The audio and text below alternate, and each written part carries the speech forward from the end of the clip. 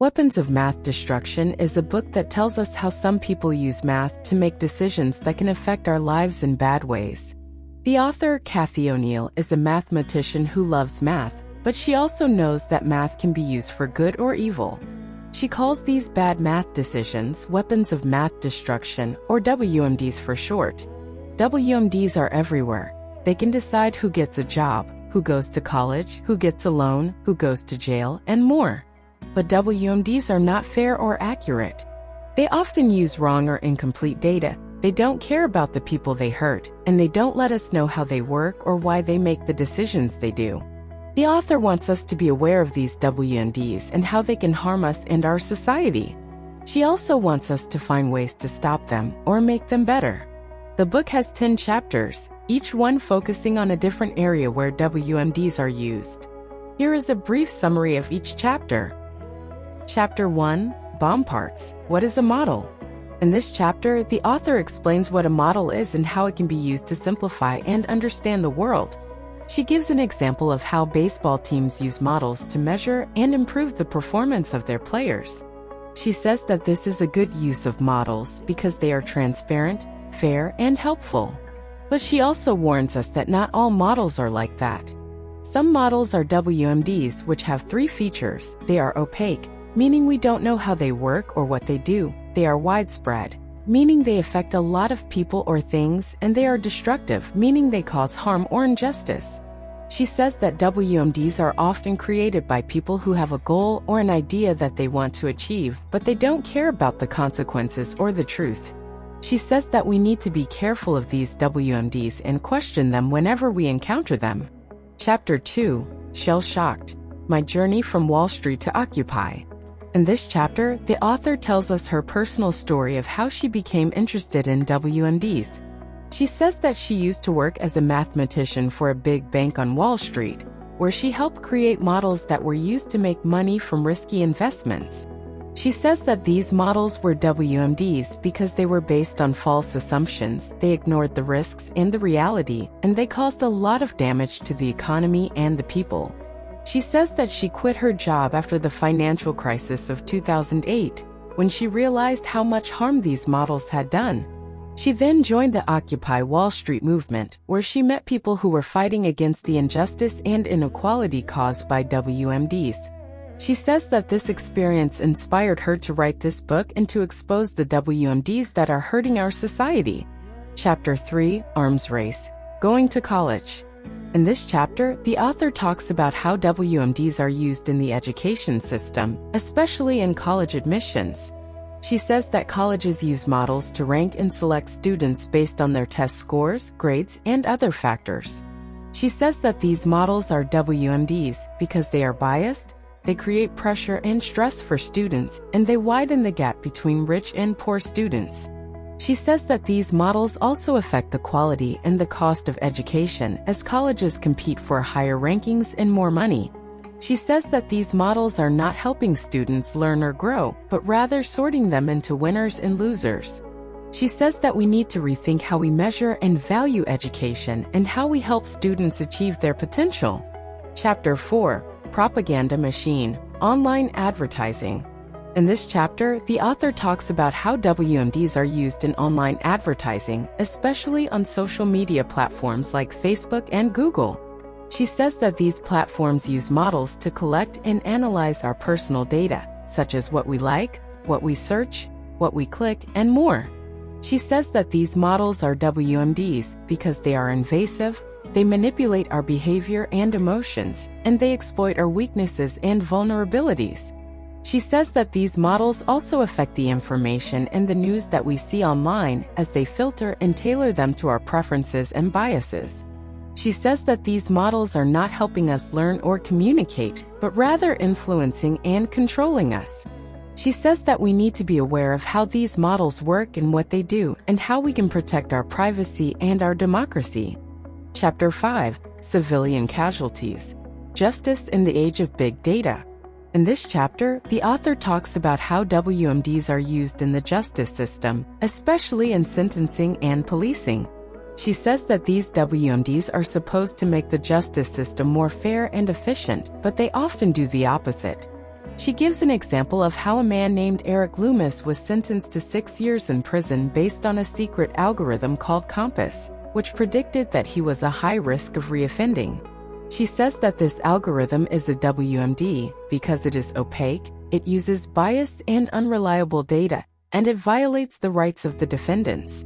She also gives an example of how a program called Predpol, which predicts where crimes are likely to happen, is a WMD because it is based on flawed assumptions. It creates a feedback loop of over-policing, and it discriminates against poor and minority communities. She says that these WMDs are not helping the justice system to be more just, but rather reinforcing the existing inequalities and injustices. She says that we need to demand more transparency and accountability from these WMDs and to respect the human dignity and the due process of the people they affect. Chapter 6. Ineligible to serve. Getting a job. In this chapter, the author talks about how WMDs are used in the job market, especially in hiring and firing decisions.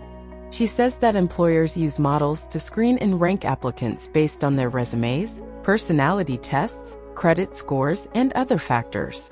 She says that these models are WMDs because they are unfair, they exclude qualified and diverse candidates, and they create a vicious cycle of unemployment and poverty.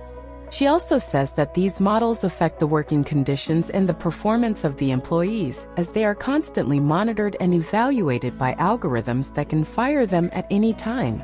She says that these models are not helping the job market to be more efficient or meritocratic, but rather creating a system of exploitation and discrimination.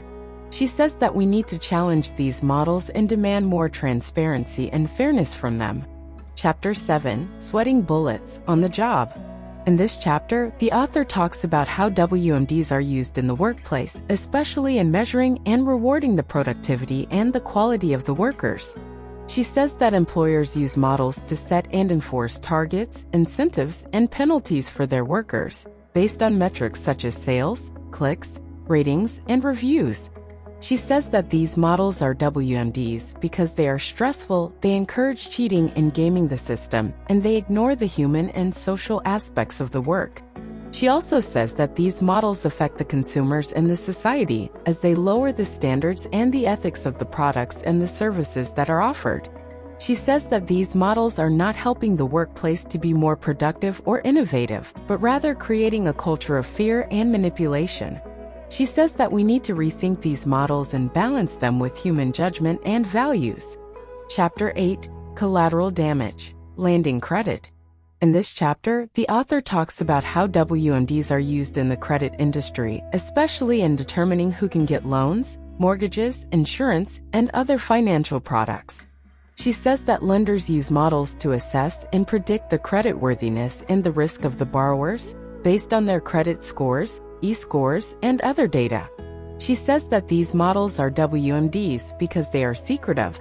They charge higher rates and fees to the poor and the minorities, and they create a feedback loop of debt and default. She also says that these models affect the economy and the society, as they create bubbles and crashes and widen the gap between the rich and the poor. She says that these models are not helping the credit industry to be more responsible or inclusive, but rather creating a system of predation and exclusion. She says that we need to regulate these models and ensure that they are fair and accurate. Chapter 9. No Safe Zone. Health Insurance. In this chapter, the author talks about how WMDs are used in the health insurance industry, especially in determining who can get coverage, how much they have to pay, and what kind of care they receive. She says that insurers use models to segment and discriminate customers based on their health risks, behaviors, and preferences. She says that these models are WMDs because they are intrusive, they penalize the sick and the poor, and they undermine the purpose of insurance, which is to pool and share risks. She also says that these models affect the quality and the access of health care, as they create incentives for doctors and hospitals to cut costs and avoid treating complex or chronic patients. She says that these models are not helping the health insurance industry to be more efficient or compassionate, but rather creating a system of surveillance and exclusion. She says that we need to reform these models and ensure that they are aligned with the public interest and the common good. Chapter 10. The Targeted Citizen. Civic Life. In this chapter, the author talks about how WMDs are used in the political and civic life, especially in influencing how people vote, donate, and participate in democracy. She says that political campaigns and organizations use models to target and persuade voters based on their personal data, such as their demographics, preferences, opinions, and behaviors. She says that these models are WMDs because they are manipulative, they polarize and divide the electorate, and they erode the trust and the dialogue that are essential for democracy.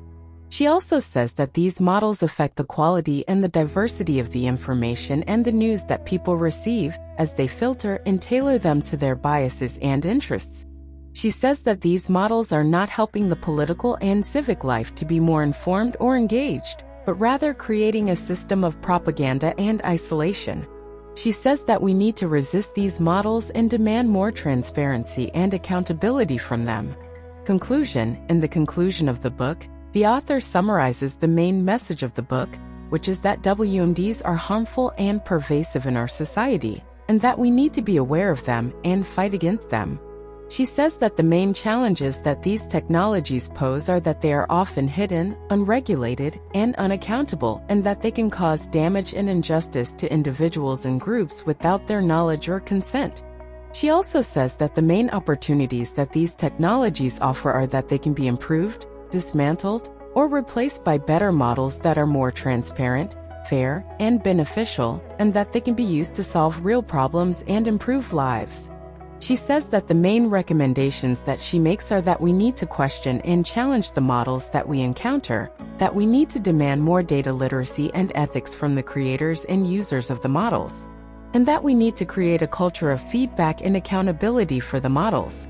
She also gives her own opinion of the book, which is that she hopes that it will inspire readers to think critically and creatively about the role and the impact of models in our society, and to join the movement of people who are working to make them better. She ends the book with a quote from Albert Einstein: "Not everything that can be counted counts, and not everything that counts can be counted." Thanks for listening.